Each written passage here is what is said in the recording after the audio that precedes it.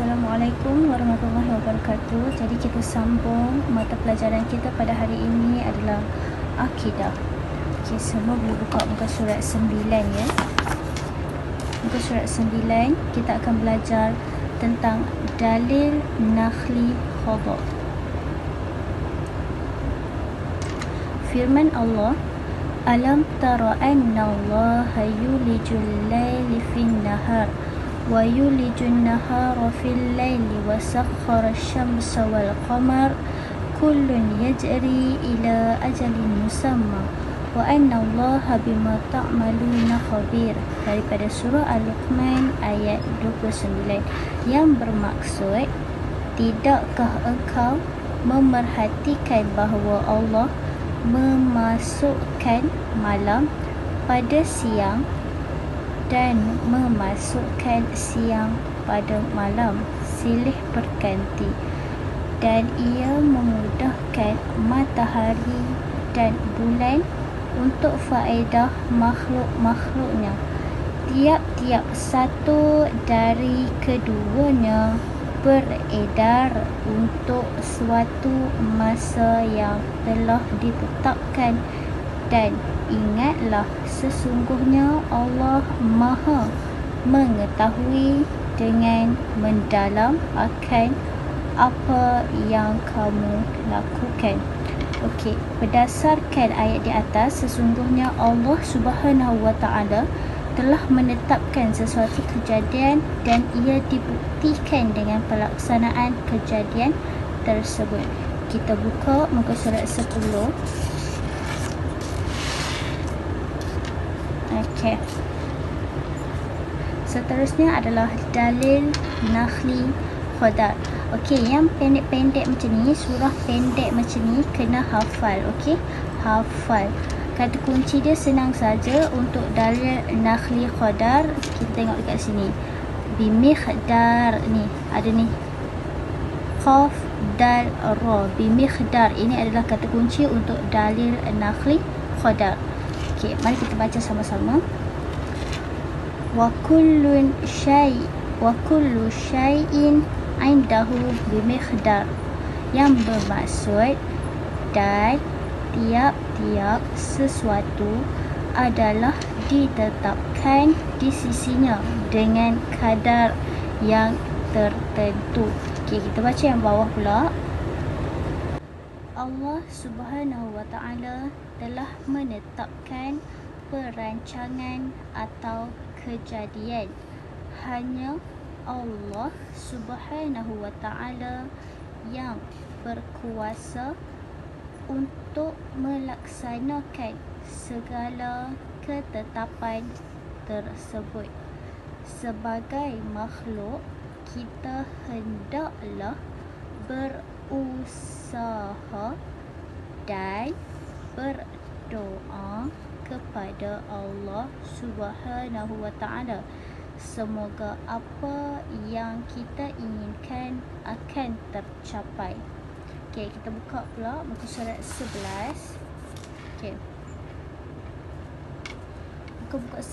Muka surat 11 ni, yang paling atas ni, dia cakap baca dan fahami. Okey. Mempercayai qada dan qadar adalah wajib bagi orang Islam. Mereka yang tidak mempercayai qada dan qadar tidak termasuk di dalam golongan orang-orang yang beriman. Golongan yang tidak mempercayai qada dan qadar merupakan golongan yang sombong kepada Allah Subhanahu wa taala. Mereka menganggap bahawa Allah Subhanahu wa taala tidak ada kaitan dengan kehidupannya. Semua manusia tidak akan terlepas dari qada dan qadar Allah Subhanahu wa taala. Okey, yang kat bawah ni pun pendek juga kan. Ini pun kena hafal. Macam tu juga dengan muka surat 10. Yang ini pun kena hafal. Okey. Okey, kita kembali pada muka surat 11. Firman Allah, inna kulla syai'in khalaqnahu biqadarin. Yang membawa maksud sesungguhnya kami menciptakan tiap-tiap sesuatu menurut takdir yang telah ditentukan. Okey. Ini yang terakhir. Yang ini adalah merupakan dialog anak dengan ayahnya. Okey. Surat 12. Anak, apakah hukum beriman kepada qada dan qadar? Okey. Yang ni tolong highlight ya. Highlight ataupun gariskan ataupun bulatkan ya. Ayah, hukumnya wajib. Okey, kat sini wajib ni tolong highlight kan. Kejap ya. Wajib ni tolong bulatkan atau gariskan pun boleh. Jadi ustazah akan bulatkan. Hukumnya adalah wajib beriman bagi setiap umat Islam. Okey. Anak, apakah pula hukum orang yang tidak beriman kepada qada dan qadar? Hukumnya berdosa. Tolong bulatkan ya, dekat berdosa ni. Berdosa besar dan menyelewengkan akidah. Mengapakah hukumnya dosa besar? Okey, ayah dia berkata pula, kerana mereka telah mengingkari perintah Allah Subhanahu wa taala dan takdirnya. Okey, yang ni kita bulatkan keseluruhannya sekali. Okey, satu ayat ni kita bulatkan.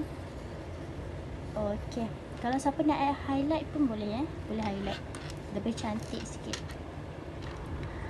Oh, begitu. Saya sudah faham, ayah. Ayah, sebagai umat Islam yang patuh kepada perintah Allah Subhanahu wa taala, kita hendaklah menjadikan qada dan qadar itu panduan ke arah kemajuan. Anak dia berkata pula, baiklah ayah, tapi adakah qada dan qadar itu boleh berubah, ayah? Ayahnya berkata, boleh dengan cara berdoa. Jadi dekat sini qada dan qadar itu boleh berubah dengan cara kita berdoa kepada Allah. Okey. Ini pun satu kata kunci. Anak, oh terima kasih ayah. Okey, maka berakhirlah pembelajaran kita untuk hari ini. Tetapi sebelum itu, ustazah akan tinggalkan latihan. Okey, buku semua boleh buka buku aktiviti. Okey, buku aktiviti akidah ya. Alright, kita buka muka surat.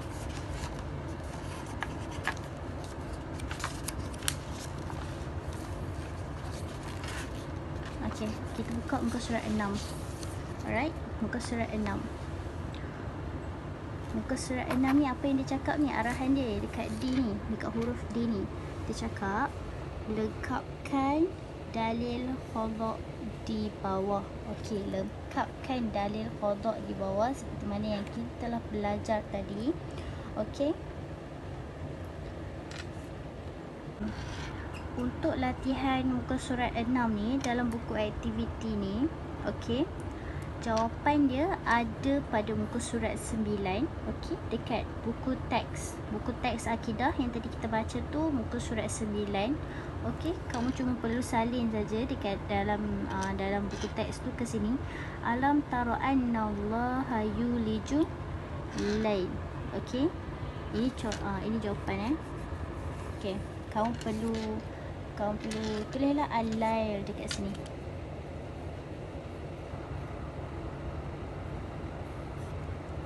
Okey, tulis sekali dengan baris-baris dia semua. Okey, sama dengan yang seterusnya lah. Seterusnya pun sama. Okey, sekarang buka muka surat 7. Latihan muka surat 7. Muka surat 6, 7. Okey, apa dia cakap? Soalan dia. Tulis semula maksud ayat di bawah dengan kaedah kod nasakh. Okey, yang kaedah kod nasakh ni tulis balik dekat sini.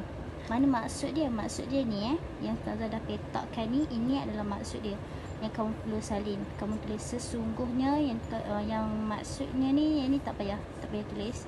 Tulis yang ni. Sesungguhnya kami menciptakan tiap-tiap sesuatu menurut takdir yang telah ditentukan. Okey, yang ni kamu isi balik dekat bawah ni dengan menggunakan kaedah kod nasakh. Okey, kita ada 3 muka surat hari ni. Muka surat yang terakhir, okey, 8. Tak banyak pun, sikit saja. Muka surat yang terakhir, muka surat 8. Soalan dia, tulis semula dalil di bawah dengan menggunakan kaedah kod nasakh. Mana dalil dia? Yang ni kamu perlu salin yang ni je, yang Ustazah petakkan ni je. Okey, salin balik yang ni ke dalam keempat petak ni. Okey, menggunakan kaedah kod nasakh. Okey, yang tu saja untuk latihan sesi PDPR yang ni. Okey, tapi sebelum berakhir, Ustazah nak ingatkan, kalau belum lagi buat latihan muka surat 3. Okey, muka surat 3 kita dah belajar sebelum ni dengan Ustazah Rosliana. Okey, muka surat 3, muka surat 4. Okey, 4 ni senang je. Muka surat 5. Okey, itu saja. 3 muka surat ni, kalau siapa yang belum siapkan, tolong siapkan sebab Ustazah akan kutip buku ya. Okey, sekian, itu saja pada hari ini. Assalamualaikum warahmatullahi wabarakatuh.